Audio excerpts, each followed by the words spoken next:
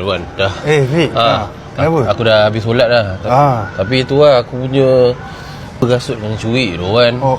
Ya ke? Aduh, aku tak tahu macam mana nak buat dah ni. Tak apa, kau pakai kasut aku lah. Boleh ke? Tak apa, aku dah biasa berkaki anjing macam ni. Tak apa ke Wan? Tak apa. Thank you Doan, terima kasih Doan. Dah. Baik Doan kan ni memang kawan mata baik lah kau. Itulah aku pun macam merindu lah zaman dulu kan. Ya, betul. Sekejap Wan, jam kau lawa kat tu Aku teringin nak pakai jam sebab aku tahu aku pun ada sunburn je. Aku tak ada jam. Tak apalah, nak pakai lah. Boleh ke? Pakai. Doan, Pakai sumpah. Ni peninggalan arwah mak aku. Tak apa kau pakai ni tak apa. Tak apa, kat sana tak ada pakai jam, tak apa.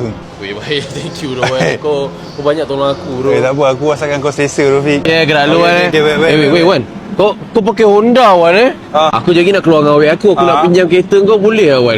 Kalau boleh lah, kalau tak boleh tak apa lah. Boleh. Boleh lah. Kau nak pakai ke? Tapi kau nak balik naik apa?